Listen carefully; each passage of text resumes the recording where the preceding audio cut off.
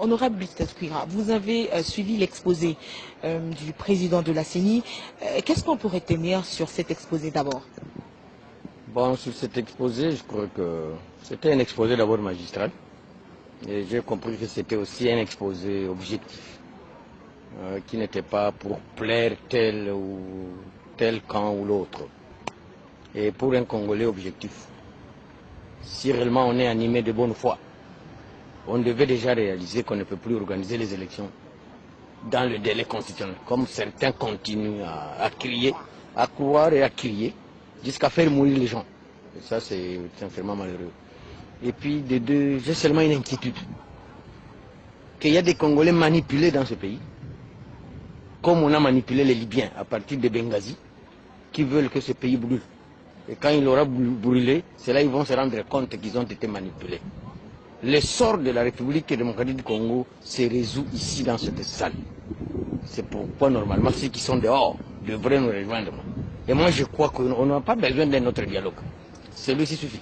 À quand, selon vous, l'organisation ou la convocation de l'électorat et la tenue de l'élection présidentielle? C'est ce que le Congolais voudrait savoir de vos travaux de ce jour. Non, je continue à dire que nous avons un malheur, que notre pays soit atteint d'un syndrome mental, que quand on le trompe, il applaudit. Quand on lui dit la vérité, il s'énerve ou il casse. C'est ça le malheur du Congo. Ici, on est en train de voir comment le pouvoir en place, qui par malignité politique, a tout fait pour conserver le pouvoir, a occasionné à ce que le délai ne soit plus réaliste. Et c'est ainsi que nous sommes venus pour l'avoir responsabilisé ce gouvernement et qu'on puisse corriger les erreurs connues. Et c'est pourquoi la CENI est en train de nous proposer un schéma où, dans 11-12 mois, on peut faire la convocation du corps électoral et que dans 6 mois, 8 mois ou 10 mois qui suivent, on peut organiser les scrutins. Et l'option a été trop audacieuse, en optant pour 3 scrutins à la fois, même 4. La présidentielle, les nationales législatives et les provinciales. Ça, c'est une option audacieuse. Et nous devons en tirer les conséquences. Puisque les élections n'ont pas été organisées cette année, vous dites que vous avez responsabilisé le gouvernement. Mais quelle est la sanction finalement à ce gouvernement qui n'a pas pu financer les élections? Je ne peux pas d'emblée ou anticipativement dire quelle sanction on va infliger au gouvernement, mais je crois qu'il y a un accord en gestation. Quand nous aurons signé cet accord, vous verrez effectivement que les coupables ont été sanctionnés. Ça, c'est sûr. De la manipulation, vous faites allusion. Comment finalement mettre d'accord tous les Congolais alors que vous savez que tous ne sont pas ici? En fait, les grandes formations, notamment formation politique, je parle du rassemblement, qui ne prend pas part à ces assises. Puisque c'est pour le bien de la population et de la République démocratique du Congo tout entière. Comment faire transmettre les conclusions de ces travaux d'ici, de la Cité de l'Union africaine, au rassemblement, pour que eux aussi, le rassemblement, prennent connaissance de ces conclusions et qu'ils en fassent sien? Non, je crois qu'ici, c'est une question de choix. Et c'est une question d'option politique. Et ici, je dois vous le dire, même si nous sommes à 200 ou nous sommes à 300, ici, on a besoin maintenant de leaders. On n'a plus besoin de politiciens. Ici, maintenant, on a besoin de leaders. Le rôle du leader, c'est quoi? Le rôle du leader, c'est celui qui conduit le peuple. Ce n'est pas le peuple qui conduit le leader. Et Mandela en est l'exemple.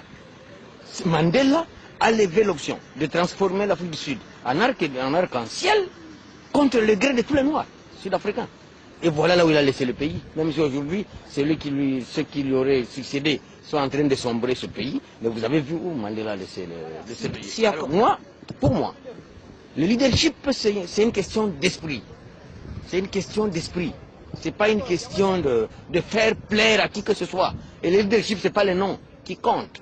C'est la finalité qui compte. Et ce qui, effectivement, je vous dis qu'il y a une certaine manipulation ici. Il y a beaucoup d'organisations qui sont manipulées. Nous connaissons les réunions qui se tiennent. Les gens viennent du Brésil, ils viennent de Colombie, ils viennent des États-Unis, ils viennent de Bruxelles pour venir manipuler les Congolais comme on a manipulé les Libyens. Un point très. Pour exiger le respect constitutionnel. Pas seulement exiger le respect constitutionnel qui est d'abord irréaliste, pour exiger que ce pays se détruise. Il n'y a pas un autre objectif. Alors, puisque vous y êtes, Au-delà de 2019, est-ce que vous allez en parler? Finalement, cet accord politique sera de quelle nature? Le pays sera présidé comment? Faudra-t-il penser inévitablement à une période de transitoire que vous voulez appeler période intermédiaire? Moi, je pense qu'il faut d'abord attendre que l'accord soit signé. Et dans cet accord, certainement, il y aura un timing pour essayer de mettre sur pied quelque chose qui va organiser les élections pour que ça ne soit que uniquement les élections.